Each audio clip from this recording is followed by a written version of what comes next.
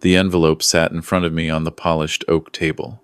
Michael's lawyer kept talking, his voice filling the small mediation room in downtown Toronto with words that meant nothing. Property assessment, diminished capacity, best interests. My son, Michael, sat beside him, arms crossed, his face arranged into what he probably thought looked like concern. His wife, Stephanie, had her hand on his arm, playing the role of the dutiful daughter-in-law. The mediator, a man named Gerald Hutchins, shuffled papers with the efficiency of someone who'd already decided how this would end. I'd spent 42 years as a civil engineer. I'd built bridges that carried thousands of cars every day. I'd designed water systems for communities across Ontario. And now, these three people, sitting across from me in this temperature-controlled office on Bay Street, were trying to convince me I couldn't manage a 3-bedroom house in Etobicoke. I reached for the envelope. Michael's lawyer stopped mid-sentence. Gerald looked up from his papers. Stephanie's grip on Michael's arm tightened, and I saw something flicker across my son's face. Not concern, not love, fear. I opened the envelope slowly. The room went quiet. When I pulled out the first document and placed it on the table, Stephanie's face went pale. Michael's jaw clenched. Gerald Hutchins, the mediator who'd spent the last hour explaining why I should sign over my home to my son for safekeeping, leaned back in his chair and wouldn't meet my eyes. They'd thought this was over. They'd thought I was just a grieving widower, confused and vulnerable, 18 months after losing my wife, Margaret. They'd thought wrong. Let me go back to where this really started. Margaret died in the spring of 2022. Pancreatic cancer. 6 months from diagnosis to the end. We'd been married 37 years. The house in Etobicoke, the one we'd bought in 1989 when Michael was 5, suddenly felt enormous and empty. I understood why people said that. Every room held memories. Her gardening tools still in the shed, her cookbooks in the kitchen, the reading chair by the window where she'd spend Sunday afternoons. Michael and Stephanie came to the funeral, of course. They lived in Oakville, about 40 minutes away. Michael worked in finance, something with investment portfolios that he'd tried to explain to me once. Stephanie was in marketing. They had a nice house, 2 cars, took trips to the Caribbean every winter. Margaret and I had always been proud of what he'd achieved. After the funeral, they started visiting more often, every weekend at first. Stephanie would bring groceries, cook dinner. Michael would check on things around the house, ask if I needed anything repaired.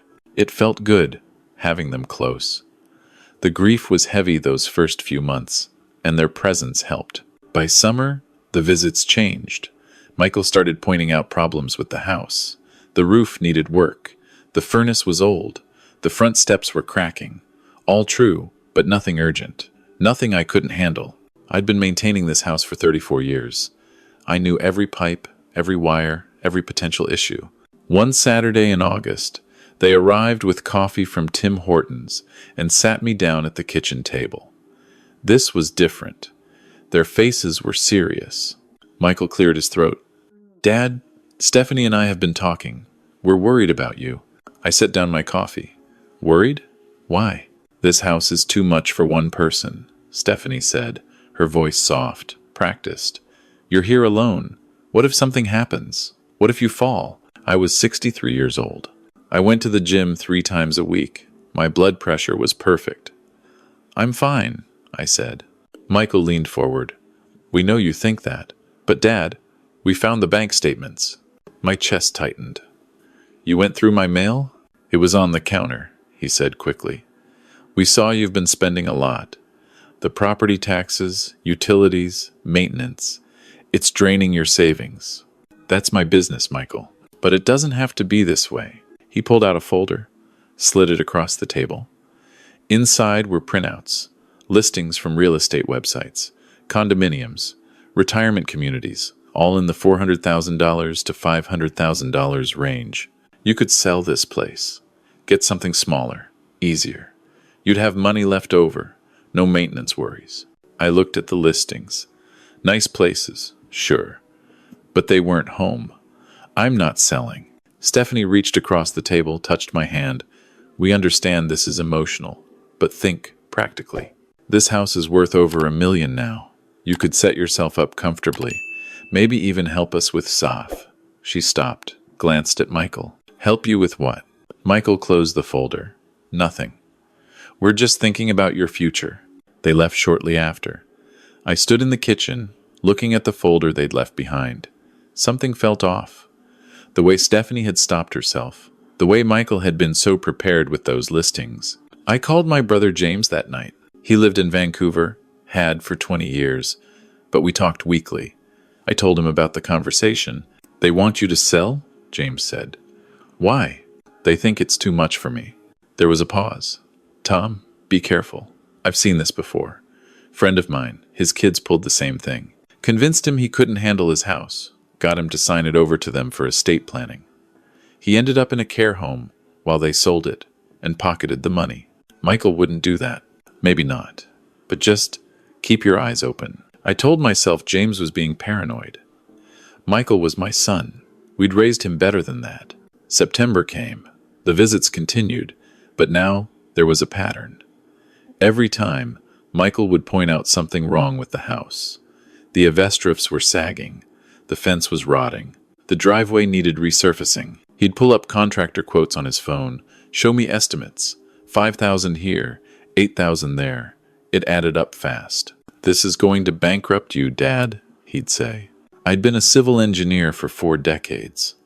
I knew how to prioritize repairs, how to budget for maintenance. But every time I tried to explain, Michael would shake his head, exchange a look with Stephanie. One evening in October, they arrived without calling first. I was in the garage, organizing tools. They walked in, and Michael's face looked concerned. "Dad, we need to talk seriously now." We went inside. They sat me down again. This time, Michael had more than printouts. He had documents. Official-looking forms with legal letterhead. "What's this?" I asked. "A power of attorney," Michael said. "And a property transfer agreement. We've been talking to a lawyer.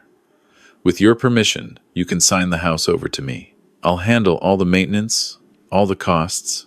You can live here as long as you want, but the burden won't be on you anymore." I stared at the papers. "You want me to give you my house?" "Not give, Dad. Transfer. For estate planning. It's better for taxes this way.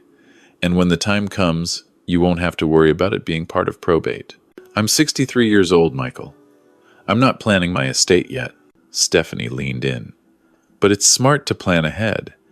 And honestly, Thomas, we've noticed you've been forgetful lately.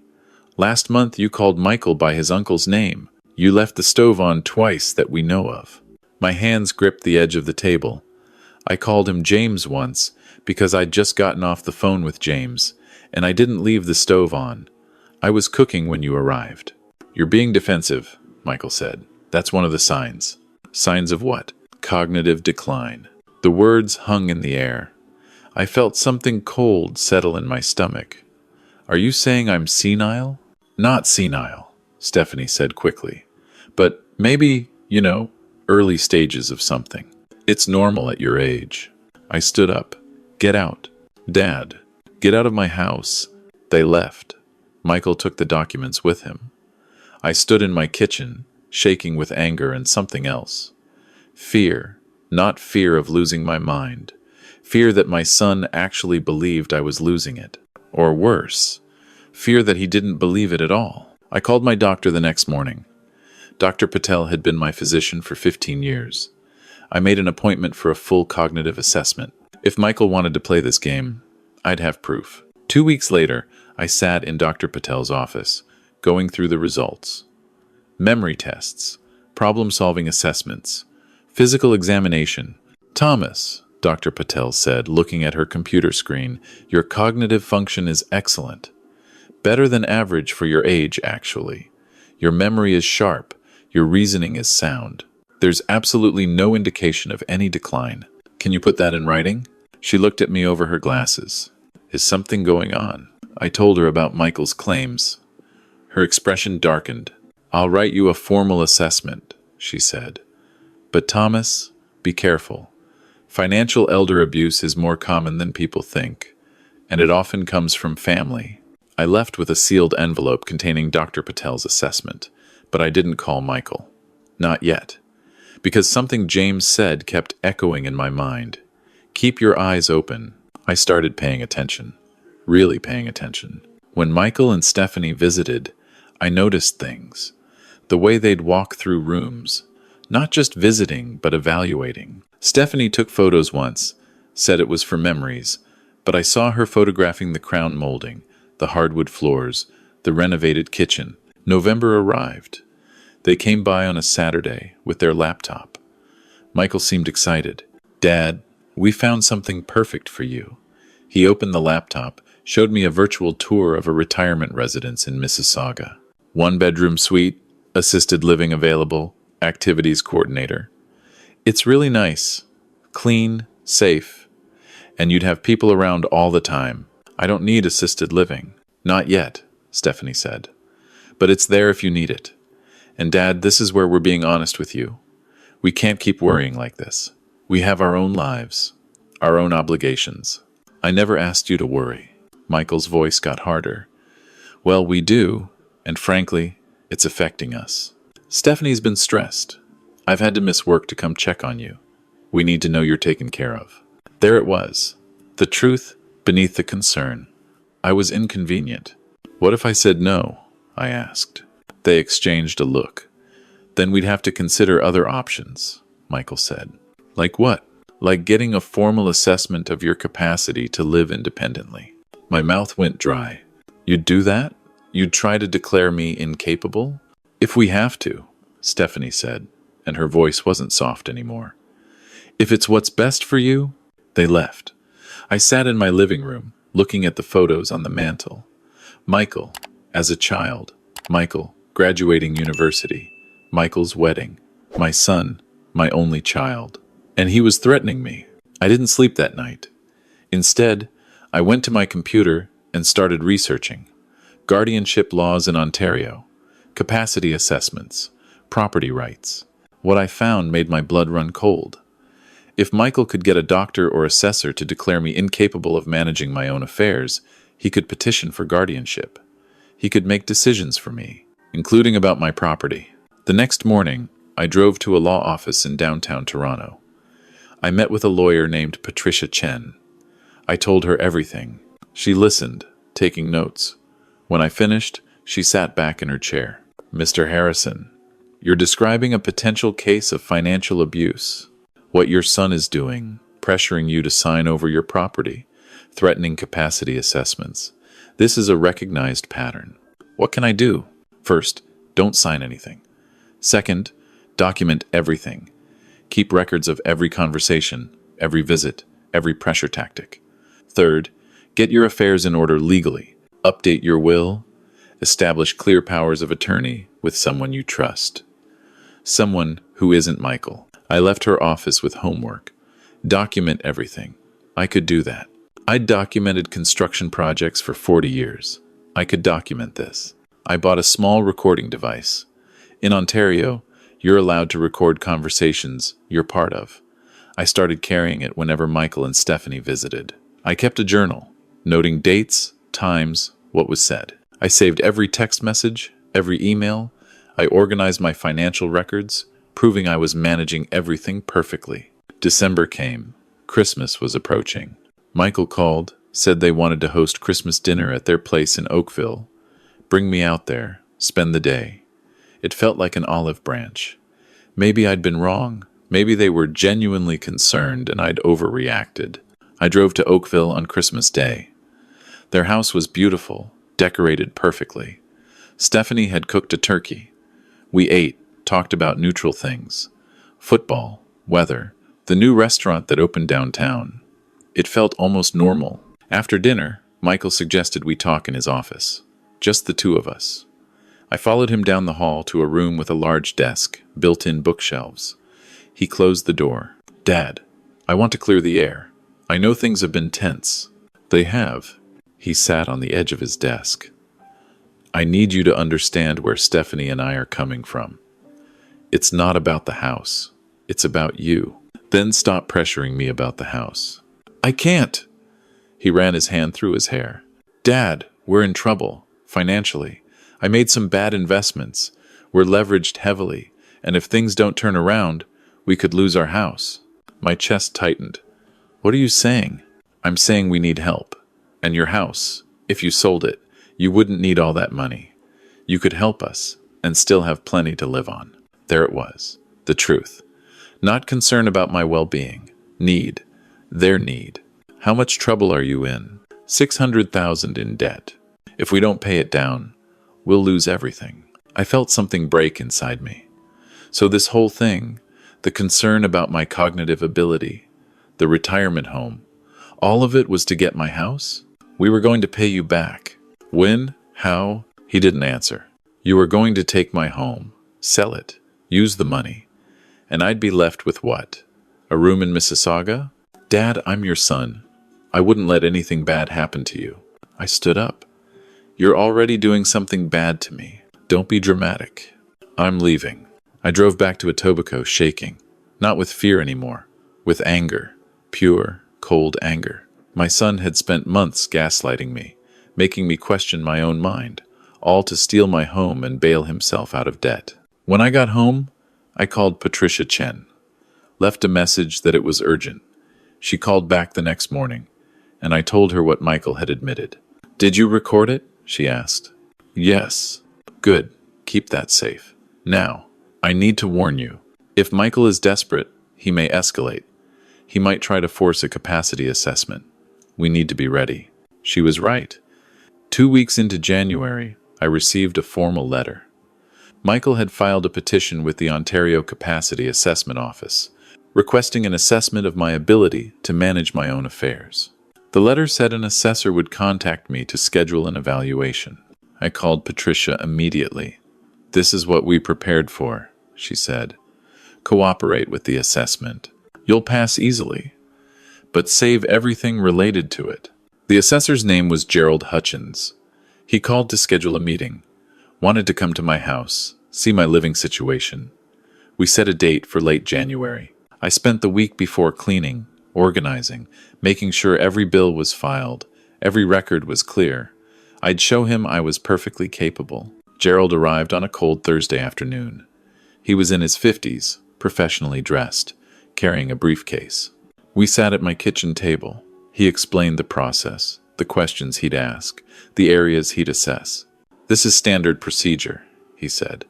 Your son is concerned about your well-being. I'm here to make an objective evaluation. We went through his questions, memory tests, financial management questions, daily living activities. I answered everything clearly, showed him my organized files, my financial statements, my maintenance schedules. He seemed impressed. Mr. Harrison, you appear to be managing very well. I am. However, he paused. Your son has provided some concerning information. He says you've been forgetful, that you've called him by the wrong name, that you've had incidents with leaving appliances on. That's not true. I have a letter from my doctor confirming my cognitive health. I showed him Dr. Patel's assessment. He read it, nodded, but his expression was careful, neutral.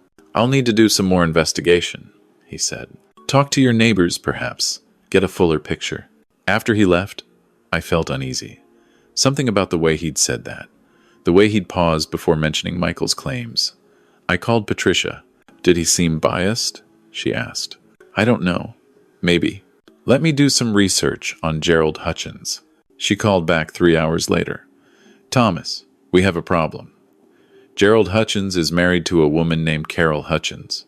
Carol Hutchins works at the same investment firm as Michael. They're colleagues. My stomach dropped. The assessor is connected to Michael? It looks that way. This is a clear conflict of interest. He should have disclosed it. What do? We file a complaint. But first, let's see what his report says. If it's negative, if he recommends guardianship, we'll have grounds to challenge it based on bias. 2 weeks later, Gerald's report arrived. I opened it with shaking hands. The conclusion was devastating. Gerald Hutchins recommended that I undergo further evaluation and that temporary guardianship be considered for my financial affairs. He cited concerning signs of isolation, potential cognitive decline, and inability to properly assess my own capabilities. It was lies. All of it.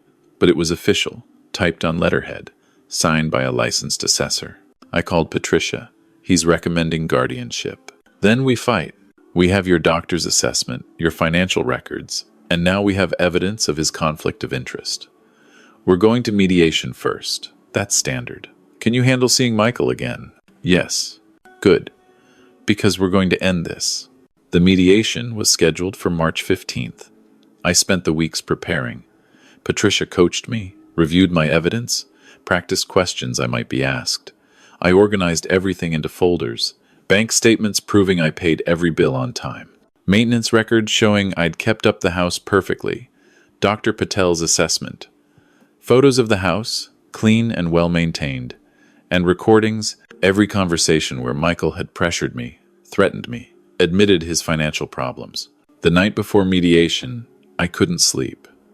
I kept thinking about Michael as a child, the boy I'd taught to ride a bike, the teenager I'd helped with calculus homework, the young man I'd been so proud of. Where had that person gone? Or had he ever existed?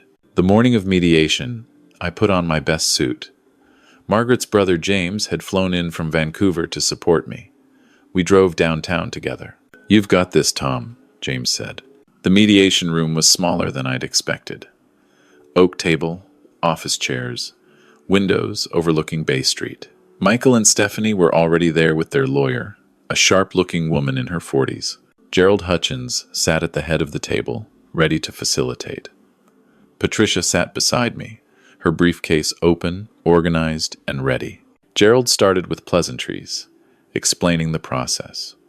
"We're here to find a resolution that serves everyone's best interests, particularly Mr. Harrison's well-being. Michael, would you like to begin by stating your concerns?" Michael cleared his throat. He looked tired. "I'm worried about my father. He's alone in a large house. He's getting older. I don't think he can safely maintain the property or manage his finances independently." Gerald's assessment confirmed there are concerning signs. "We're asking that I be granted guardianship over his financial affairs, and that we work together to transition him to a more suitable living arrangement." Patricia made a note. Gerald turned to me. "Mr. Harrison, how do you respond?" I looked at my son, at the man who'd spent months trying to gaslight me, manipulate me, steal from me. I respond that this is a lie. Michael's lawyer started to object, but Patricia held up her hand. "Let him speak." I pulled out the first folder. "I'm 63 years old. I have a letter from my physician confirming I have excellent cognitive health. I slid Dr. Patel's assessment across the table. I have bank statements showing I pay every bill on time, maintain savings, and manage my finances perfectly." Another folder across the table. "I have maintenance records showing I've kept my house in excellent condition." Another folder. Gerald picked up the documents, skimmed them. His face was neutral, but I saw something flicker in his eyes. "This is all well and good," Michael's lawyer said, "but Mr. Hutchins' professional assessment is biased." Patricia interrupted. "Mr. Hutchins, would you like to disclose your relationship to the petitioner?" Gerald's face changed. Stephanie gripped Michael's arm. "What relationship?" Michael's lawyer asked. "Gerald Hutchins is married to Carol Hutchins, who works at the same investment firm as Michael Harrison. They're colleagues. This assessment was conducted by someone with a personal connection to the petitioner, and that connection was never disclosed." Gerald set down the papers. I didn't think it was relevant." "Didn't think it was relevant?" Patricia's voice was steel. "You're assessing whether a man should have his fundamental rights removed, and you didn't think your wife's professional relationship with his son was relevant?" The room went quiet. Michael's face had gone pale. His lawyer was flipping through her notes. Clearly, this was news to her, too. "There's more," I said quietly. I reached for the envelope, the one I'd kept in front of me since I sat down. Michael was watching it. He knew. Somehow, he knew. I opened it slowly. Inside were printouts of emails, texts, bank statements from Michael's accounts that I'd subpoenaed through Patricia, and a small recording device. "My son told me at Christmas that he's $600,000 in debt, that he needs money or he'll lose his house." I placed the recording device on the table. I have that conversation recorded. He admitted this entire thing. The capacity assessment, the pressure to sell my home, was about getting access to my equity to bail himself out. Michael's lawyers stared at him. Is this true? Michael didn't answer. Stephanie had let go of his arm. She was staring at the table. Furthermore, I continued, I have text messages between Michael and Mr. Hutchins discussing my assessment before it was even conducted. Messages where Michael told Mr. Hutchins what to look for, what conclusions to reach. I slid the printed texts across the table. Gerald's face went from pale to gray. Patricia leaned forward. Gentlemen, what we have here is attempted financial elder abuse, a fraudulent capacity assessment, and conspiracy. Mr. Harrison has committed no crimes. He's guilty of nothing except being a trusting father. But I can assure you, if this proceeds any further, if you don't withdraw this petition immediately, we will be filing criminal complaints and civil suits. Michael's lawyer was reading the texts, her face growing harder with each line. She set them down, looked at Michael. I'm withdrawing from this case. You lied to me. She stood up, packed her briefcase, and walked out. Gerald was gathering his papers with shaking hands. I'll be submitting a revised assessment and a disclosure of the conflict. You'll be submitting a withdrawal of your assessment, Patricia said, and you'll be explaining to the Capacity Assessment Office why you failed to disclose a material conflict of interest. He left without another word. That left just me, Patricia, James, Michael, and Stephanie in the room. I looked at my son. I gave you everything. I paid for your education. I helped with your wedding. I babysat when you needed it, even though you never had children. I was there for you, always. And you tried to take my home. Michael's voice was hoarse. Dad, I'm sorry. I was desperate. I didn't know what else to do. You could have asked for help. You could have been honest. Instead, you tried to make me think I was losing my mind. Stephanie was crying quietly. Michael stared at the table. The petition is withdrawn, I said. You'll never contest my capacity again. You'll never pressure me about my property again. And you'll get yourselves financial counseling and sort out your own debts. What about us? Michael asked quietly. Are we still family? I thought about that. About the months of manipulation, the gaslighting, the betrayal. But I also thought about the boy he'd been, the man I'd hoped he'd become. I don't know, I said honestly. That's up to you. You need to figure out who you are. Because the person who did this to me, that's not my son. Patricia and I left. James drove me home. We didn't talk much. There wasn't much to say. The house felt different when I walked in that evening. Lighter, somehow. The fear that had been sitting in my chest for months was gone. I'd fought back. I'd won. Over the next few weeks, things settled. Michael and Stephanie entered a debt management program. I heard through James that they'd sold their house in Oakville, moved to a smaller place, were trying to rebuild. Michael sent a letter apologizing, saying he understood if I never wanted to see him again, but that he was getting help and wanted to be better. I didn't respond right away. Some wounds take time, but I did update my will. Everything would go to charity when I died. No one would fight over it. I also started volunteering at a senior center in Etobicoke, helping people understand their rights, warning them about the signs of financial abuse. I met others who'd gone through similar things. Their children, their siblings, people they trusted trying to take advantage. It was more common than I'd ever imagined. One afternoon in late April, I was in my backyard, working in Margaret's garden. She'd planted perennials, things that came back every year. The tulips were blooming. I was on my knees, pulling weeds, when I heard the back gate open. Michael stood there, looking uncertain. Dad, can we talk? I sat back on my heels, looked at him. He'd lost weight. He looked older. That depends. Are you here to talk? Or to ask for something? Just to talk. I've been seeing a therapist, working through things. I wanted you to know I understand what I did was wrong, deeply wrong. I don't expect forgiveness, but I wanted to say I'm sorry, really sorry. I pulled off my gardening gloves. Sit down. He sat on the back step. I stayed in the garden. Why? I asked. Why did you do it? He was quiet for a long time. I got caught up in measuring my success by money, by things. I made stupid investments trying to get rich quick, and when it fell apart, I panicked. I saw your house as a solution instead of seeing it as your home. I stopped seeing you as my father and saw you as an obstacle. I'm ashamed of that. You should be. I know. And I know saying sorry doesn't fix it, but I'm trying to be better. I'm working with a financial advisor, a legitimate one. Stephanie and I are in counseling. We're paying down our debts slowly. Honestly, I studied him. He looked sincere. But trust, once broken, doesn't rebuild quickly. I need time, I said. This hurt. It still hurts. I understand. But I pulled a weed, dropped it in my bucket. We can start with this. You can help me with the garden. Your mother would have liked that. Something broke in his face. Relief, maybe. Or grief. I'd like that.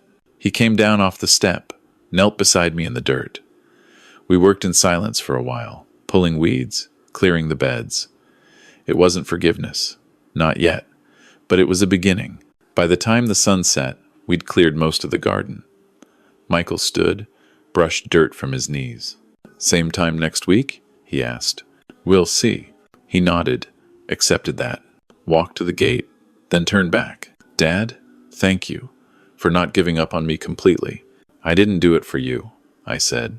I did it for me, because I'm not going to let what you did turn me into someone bitter. But Michael, I'll say this once.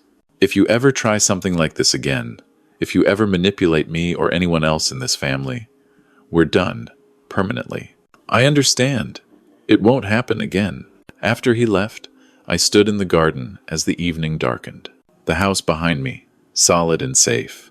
My house. The one Margaret and I had built our life in. No one had taken it. No one would. I went inside, made myself dinner, sat in the living room with a book. The phone rang around 8. It was James, checking in from Vancouver. How are you doing? He asked. Good, I said. And I meant it. Really good. I'm proud of you, Tom. What you did. Standing up for yourself like that. Not everyone could do it. I had good people helping me. Still, you fought. You won. After we hung up, I thought about that. Winning. What had I won? My house. Yes. My independence. My dignity. But more than that, I'd won back myself. The person Michael had tried to make me doubt. The capable, sharp, independent person I'd always been. The spring turned to summer. I kept working in the garden. Michael came by most weeks. We didn't talk about the mediation, about what had happened. We talked about the flowers, about the weather, about small things. Trust was rebuilding, slowly. Like the perennials Margaret had planted, coming back year after year, patient and resilient. One Saturday in June, I was sitting on the back porch when Michael arrived. He sat down beside me, and we watched the garden in comfortable silence. Dad, he said eventually, I was talking to my therapist about what happened, and she asked me something I couldn't answer. She asked if I'd ever told you I was proud of you. I looked at him, surprised. I don't think I have, he continued. Not as an adult, but I am. I'm proud of how you handled everything, how you were smarter than all of us, how you had the strength to stand up for yourself, even when it was your own son you were standing up against. That took courage. My throat felt tight. Thank you. I want to be the man you raised me to be. I lost that for a while, but I'm finding my way back. Keep working at it, I said. That's all any of us can do. We sat together as the sun moved across the garden, and for the first time in a year, it felt like things might actually be okay. Not the same as they were before. You can't go back after something like this, but okay in a new way. Honest, real. That evening, after Michael left, I walked through the house. Every room still held memories of Margaret, but now they also held something else. Proof that I could protect what we'd built, that I was strong enough to defend myself and my home. I stood in the bedroom, looking at her picture on the dresser. I did it, I told her. I kept the house. I kept myself.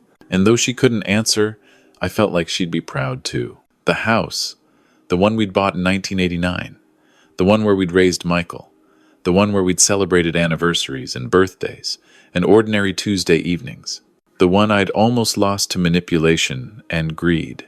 It was still mine, and I was still me. That was all that mattered.